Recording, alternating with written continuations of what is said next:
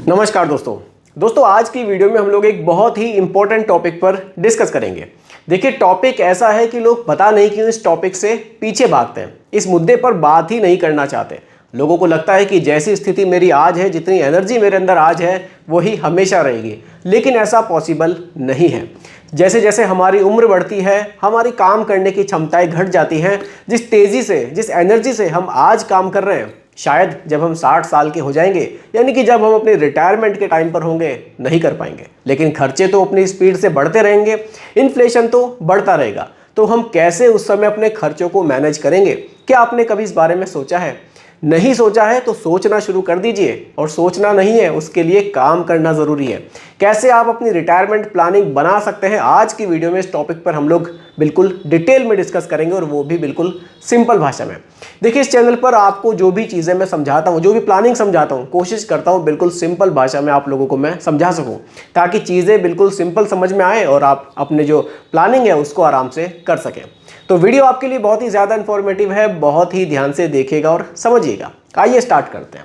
Topic है हमारा retirement planning. चलिए देखिए, म्यूचुअल फंड्स फॉर रिटायरमेंट कैसे बनेगा। 1 करोड़ तो सिर्फ लिखने के लिए है। अगर प्रॉपर प्लानिंग से चलेंगे तो आप 1 करोड़ से तो बहुत ज़्यादा कॉर्पस यहाँ से बना सकते हैं। कैसे बना सकते हैं वो भी हम लोग आज की वीडियो में डिस्कस करेंगे। चलिए देखिए, कुछ पॉइंट्स हैं जिन पर हम लोग डिस्कस करेंगे। पहला पॉइंट है रिटायरमेंट प्लानिंग के बेनिफिट्स क्या हैं, इसको समझेंगे। कैसे चूज करेंगे हम अपने लिए बेस्ट रिटायरमेंट फंड, और एसआईपी अच्छा रहेगा रिटायरमेंट के लिए या फिर हमें लमसम निवेश करना चाहिए, इस पर बात करेंगे। और कौन से टॉप फंड्स हो सकते हैं रिटायरमेंट के लिए 2025 में अगर हम शुरुआत करते हैं, और क्या ऐसी मिस्टेक्स हैं जिनसे हम बच सकते हैं। और एक और स्पेशल पॉइंट है, वो भी मैं आपको बताऊंगा, जो आपके लिए बहुत ज़्यादा हेल्पफुल रहेगा, उसको भी मैं आपके साथ डिस्कस करूंगा। चलिए स्टार्ट करते हैं पहले पॉइंट से। देखिए, पहला जो पॉइंट है वो है रिटायरमेंट प्लानिंग के बेनिफिट्स। इसको समझिए। सबसे पहला तो है फाइनेंशियल फ्रीडम। देखिए, जब आप रिटायरमेंट प्लानिंग करते हैं, 60 के आसपास जब आप रिटायर होंगे, तो आप उस समय फाइनेंशियली फ्री रहेंगे।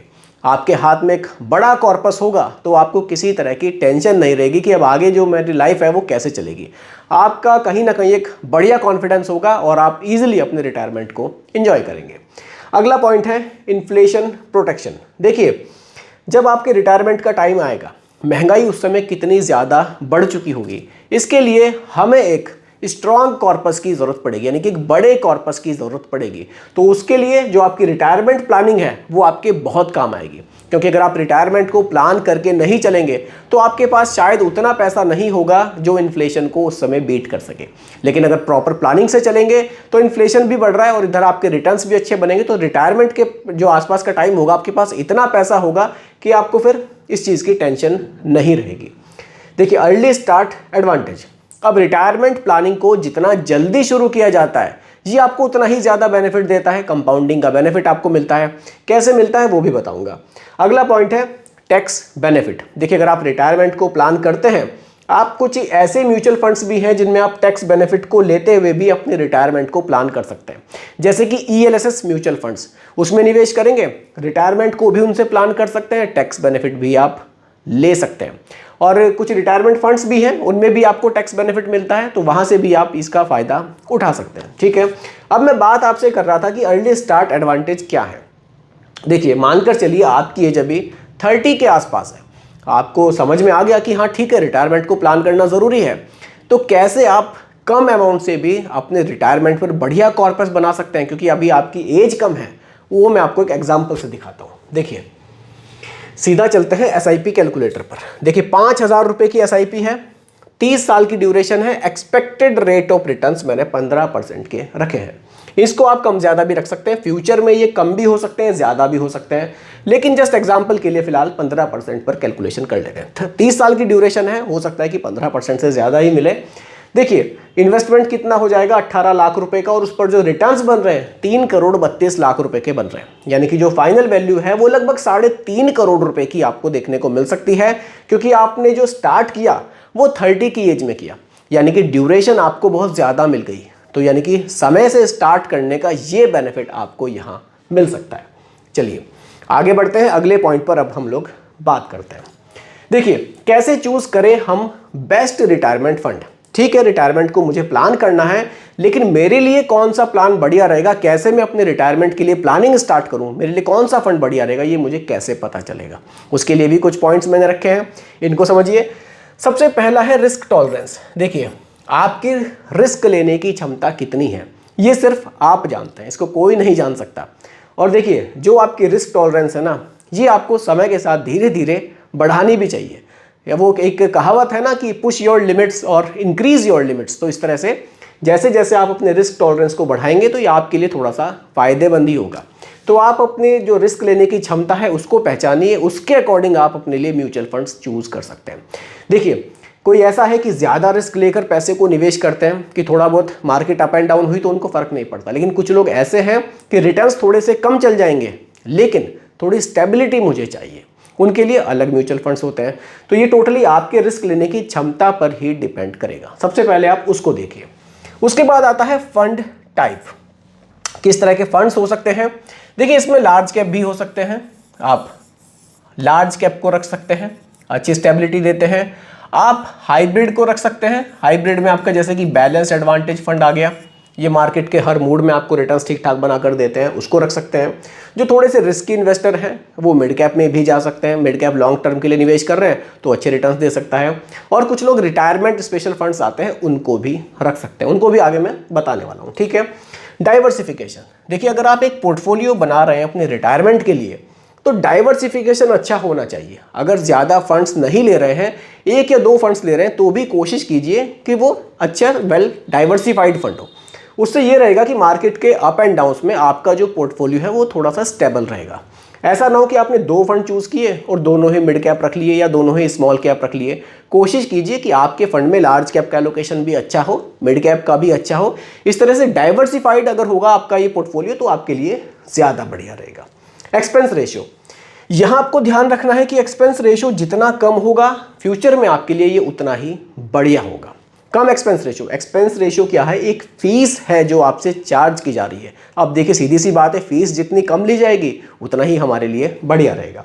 पास्ट परफॉर्मेंस, जब भी आप कोई म्यूचुअल फंड स्कीम देखें कि मुझे इसमें निवेश करना है या नहीं करना है, अपने रिटायरमेंट के लिए आप चूज़ कर रहे हैं, तो उसकी पास्ट परफॉर्मेंस को ज़रूर देखें। आप देखें, कोशिश करें कम से कम 5 साल, बल्कि कोशिश करें 8 से 10 साल तक अगर वो पुरानी स्कीम है तो उसकी आप कंसिस्टेंसी देखें कैसी है, मार्केट के गिरावट के दौरान, मार्केट के रैली के दौरान उस फंड की परफॉर्मेंस कैसी रही थी, तो आप अपने लिए एक सही म्यूचुअल फंड स्कीम चूज़ कर पाएंगे।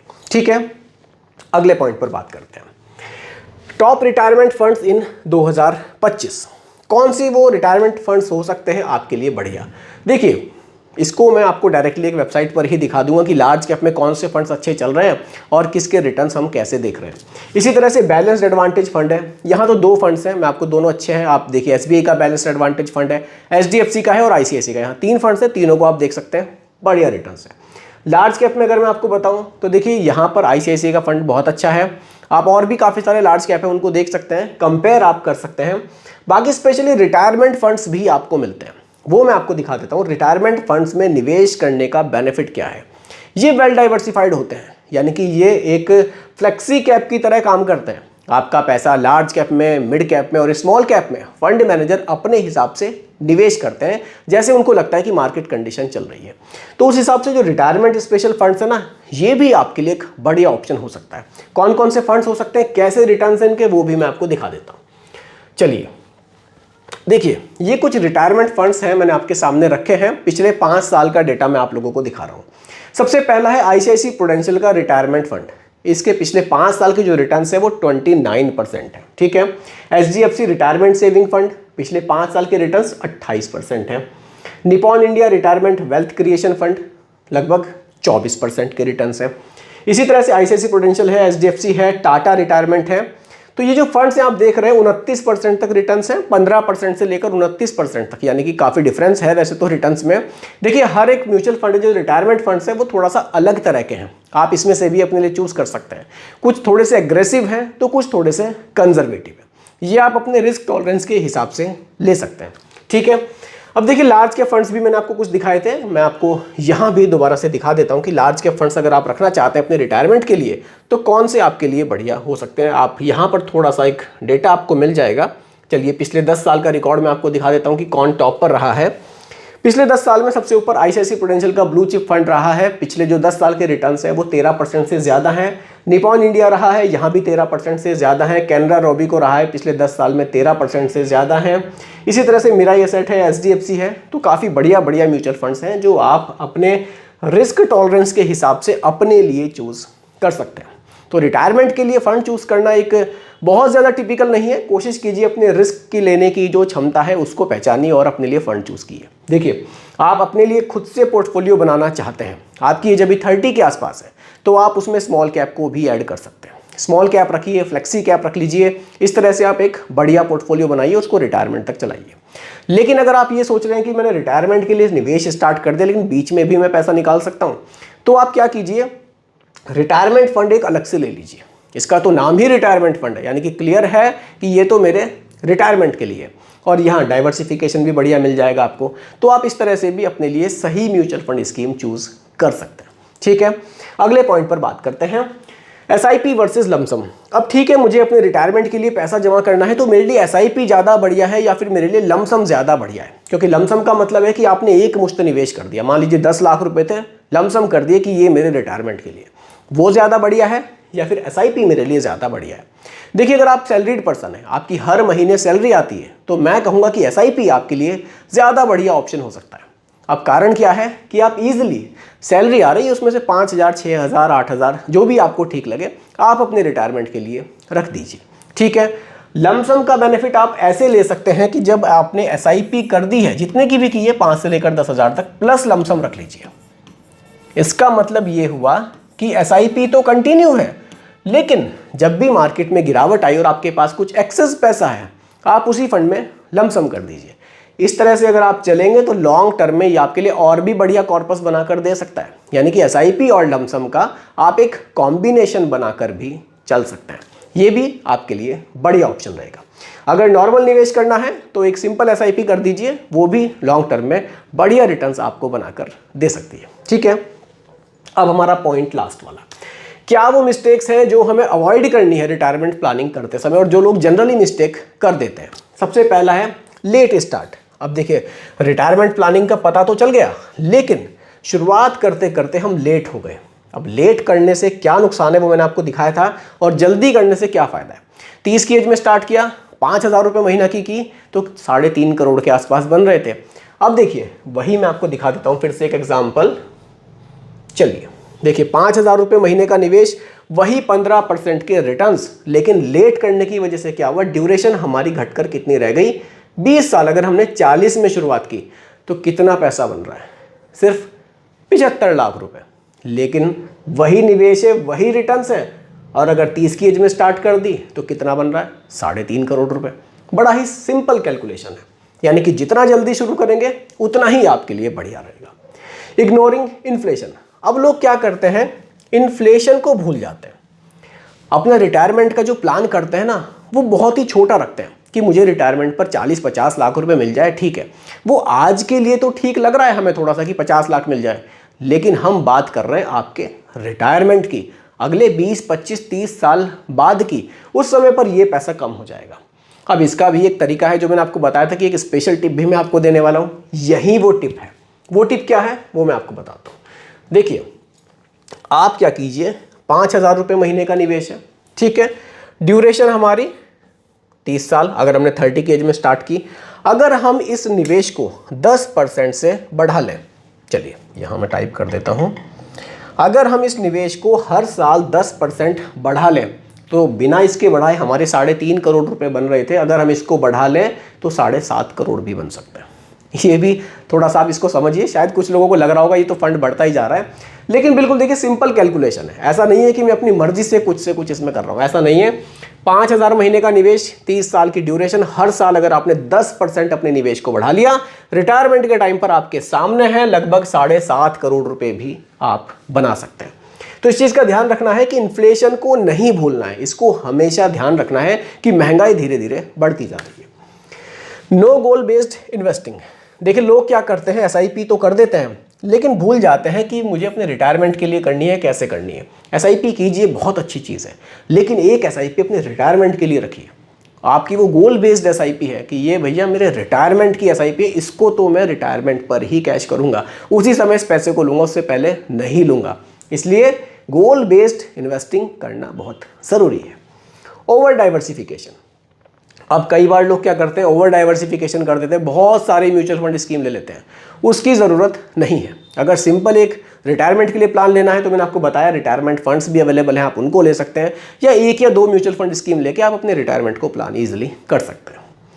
अर्ली विड्रॉल, अब इन्वेस्टमेंट तो स्टार्ट कर दिया, हो सकता है कि मेरे रिटायरमेंट में अभी 20 साल हो या 25 साल हो, 10 साल तक एसआईपी को चलाया और पैसे को विड्रॉल कर लिया, तो भैया आपने अपने रिटायरमेंट को प्लान ही नहीं किया। रिटायरमेंट को प्लान करने का मतलब है अगर इन्वेस्ट एक बार स्टार्ट कर दिया, उसको जल्दी विड्रॉल नहीं करना है, उसको हमें बिल्कुल टिल रिटायरमेंट तक ही चलाना है। वहीं मुझे पैसा वो निकालना है, उस पैसे का यूज़ मैं तभी करूँगा जब मेरी एज 60 की हो जाएगी। ये वादा खुद से हमें ज़रूर करना चाहिए। तो दोस्तों यही आज की वीडियो में मैंने आपको समझाने की कोशिश की है कि कैसे आप अपने रिटायरमेंट को प्लान कर सकते हैं, कैसे आप अपने रिटायरमेंट के टाइम पर एक बड़ा कॉर्पस अपने लिए बना सकते हैं और कैसे आप फाइनेंशियली वहां पर फ्री हो सकते हैं। तो दोस्तों यही आज की वीडियो का टॉपिक था। उम्मीद करता हूं कि टॉपिक आपको पसंद आया होगा। बाकी रिकमेंडेशन नहीं है, सिर्फ एजुकेशनल पर्पस वीडियो आप लोगों के लिए बनाई गई है। पसंद आई हो लाइक शेयर कीजिएगा, चैनल पर नए हैं सब्सक्राइब कीजिएगा। मिलते हैं जल्दी एक और नई वीडियो के साथ। धन्यवाद।